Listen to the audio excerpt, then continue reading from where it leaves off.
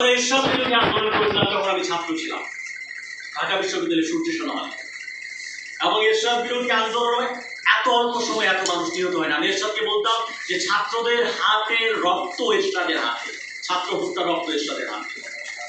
এখন আওয়ামী লীগের মতো একটা ৭৫ বছরের একটা গণদল, তার হাতে কিন্তু ছাত্রদের রক্ত এবং শিক্ষার্থীদের রক্ত। পৃথিবীর ইতিহাস বলে শিক্ষার্থীদের কোনো আন্দোলন কোনোদিন ব্যর্থ হতে পারে না।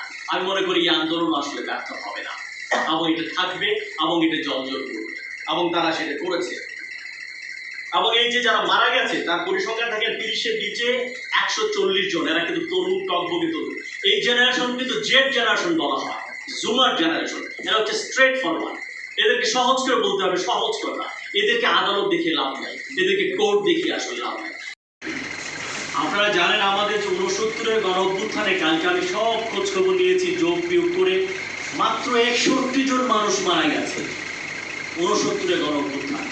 শামসুজ্জোহা থেকে শুরু করে, রিকশাওয়ালা থেকে শুরু করে সমস্ত সংখ্যা হিসাব করেছি। আর 2024-এর গণ অভ্যুত্থানে 69-এর গণ অভ্যুত্থানের চাইতে 4 গুণ মানুষ মারা গেছে। গণ অভ্যুত্থানের ক্যারেক্টার কাকে বলে?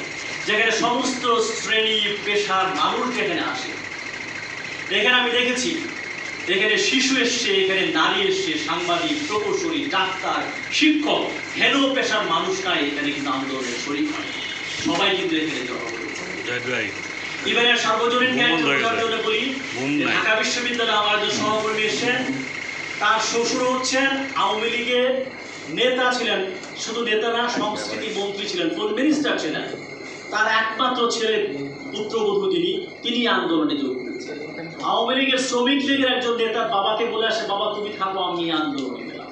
মানে আন্দোলনের সার্বজনীন ক্যারেক্টার কেবল ঢাকা না, রাজশাহী, চট্টগ্রাম, সিলেট, দিনাজপুর, পঞ্চগড় সমস্ত জায়গায় ছড়িয়ে গেছে। আর 52 ভাষা আন্দোলনে 12 জন মারা গিয়েছিলেন। এবং 52 ভাষা আন্দোলন যখন আমরা একাডেমিক্যালি পড়ি, আমরা বলি এটা কেবল সাংস্কৃতিক আন্দোলন না, এটি একটি রাজনৈতিক আন্দোলন। কেবল ভাষার জন্য একজন রিকশাওয়ালা নিহত হয়েছে, কেন নিহত হবে? ওকে তো ওই ভাষা দিয়ে চাকরি করতে হতো না। তার মানে মানুষের যে পুঞ্জীভূত ক্ষোভ ছিল 47 থেকে 52 পর্যন্ত, পাকিস্তান ঘিরে যে স্বপ্ন ছিল, সেই স্বপ্ন মাত্র 5 বছরের মধ্যে ধূলিসাৎ হয়ে গেছে। সব স্তরের মানুষ কিন্তু এখানে পুঞ্জীভূত ক্ষোভের বহিঃপ্রকাশ দেখিয়েছে। কাজে 2024 সালে আমি বলছি এটি গণ অভ্যুত্থান হয়ে গেছে, এবং সেই গণ অভ্যুত্থানের রেশ এখনো কিন্তু চলছে, এবং এর মধ্য দিয়ে সরকারের নৈতিক এবং রাজনৈতিক পরাজয় নিশ্চিত হয়ে গেছে।